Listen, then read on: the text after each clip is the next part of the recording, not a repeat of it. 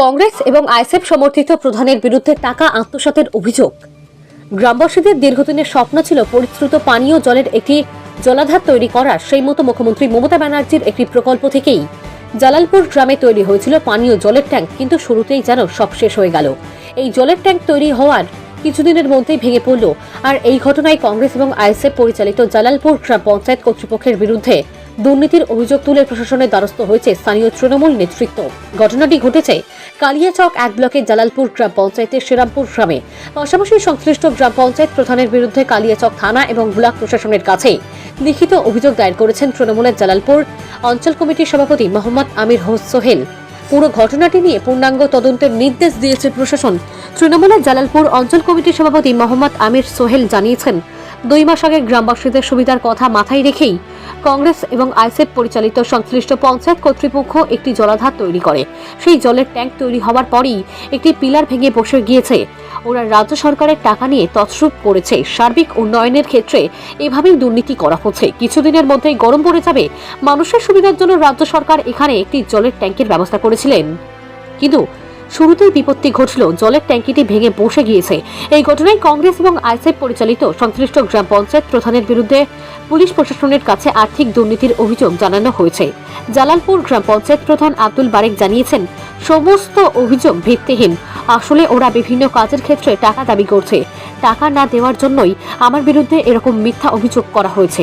মালদা থেকে উজ্জ্বল পালের report, news time 24x7। গ্রামের মেম্বার কিছুদিন হলো এই ট্যাঙ্কিটা করার পরে মানে উল্টে গেছে, 1 মাসের মধ্যে উল্টে গেছে।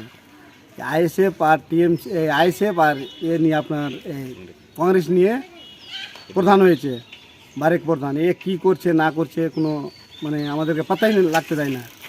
টাকা কি করছে, টাকা সব মেরে নিচ্ছে না, কি করছে বোঝা যায় না কিছু। আমাদেরকে বললো ট্যাঙ্কি হয়ে যাবে, ট্যাঙ্কি আমাকে দেখতেও দিল না কিভাবে ট্যাঙ্কি করলো, আবার উল্টে গেল ট্যাঙ্কি। 1 মাসও যায়নি, 15 দিনের মধ্যে উল্টে গেছে। এই তো এই প্রধানের কাজ কি করছে না করছে বোঝাই যাচ্ছে না। আমি চাইছি কি ভালোভাবে কাজটা হোক। অভিযোগ করেছেন কেন? অভিযোগ হচ্ছে 7/11/2023-এ প্রথম অভিযোগ করেছিলাম, যেটা স্থান পরিবর্তন হয়েছে। যেখানে জলের ট্যাঙ্ক হওয়ার কথা, ধরুন যে এখানে জলের ট্যাঙ্ক হওয়ার কথা স্কিম আছে, কিন্তু ওখানে হয়নি, হয়েছে অন্য গ্রামে। স্থান পরিবর্তন যেটা, সেটা নিয়ে হয়েছে। তারপরে হয়েছে আপনার শ্রীরামপুরে যে জলের ট্যাঙ্ক, সে জলের ট্যাঙ্কটা সেখানে শ্রীরামপুরে হওয়ার কথা ছিল, কিন্তু হয়েছে বাঙালিপাড়াতে। বাঙালিপাড়াতে জলের ট্যাঙ্ক হওয়ার পরেও 1 মাসের মধ্যে সেটা ধুড়মুড়িয়ে ভেঙে পড়েছে। এত নির্মম মানের কাজ। আমি জালালপুর অঞ্চলের প্রধান আব্দুল বারেক। যে সভাপতি টিএমসির সভাপতি সাহানি আমির সোহেল, ডাকনাম সাহানি, যে বলছে পানি ট্যাঙ্কির ব্যাপারে আর যে ফতেখানি ড্রেনের ব্যাপারে, ওটা কিছু না, ও চিটিংবাজি। 100 জনের টাকা উঠিয়েছে, পুরো এলাকার লোকের কমপ্লেন করেছি। মানুষ যাদের টাকা উঠেছে ওরাও কমপ্লেন করেছে। এগুলো কমপ্লেন করার জন্য বাড়ি বাড়ি যে ধমকি দিচ্ছে। আর যে ড্রেনের কথা বলছে, এটা মিথ্যাবাজি। আপনি আসেন, আপনারা আসেন, আইসিকে নিয়ে আসেন, বিডিওকে নিয়ে আসেন, এসে তদন্ত করুন, সিবিআই করা হোক, কে সত্য কে মিথ্যা। আমি জালালপুর অঞ্চলে বলছি, জালালপুর অঞ্চল থেকে আব্দুল বারেক বলছি, আব্দুল বারেক প্রধান। ঠিক আছে, আমি সত্যতা আছি না ও মিথ্যাতা আছে না সত্যতা আছে, আপনারা তদন্ত করুন। আমি চাইছি সরজমিন তদন্ত করুন। আমি চাইছি এটা তদন্ত হোক। মেম্বারের যে বুধে কাজ হয়েছে ওখানে যে তদন্ত হোক, কাজ হয়েছে না মিথ্যা না সত্য। ও সাহানি বারবার টিএমসি বলছে, ও আমার হাতে সব কিছু, আমাদের সরকার আছে, আমরা যে করবো ওই হবে।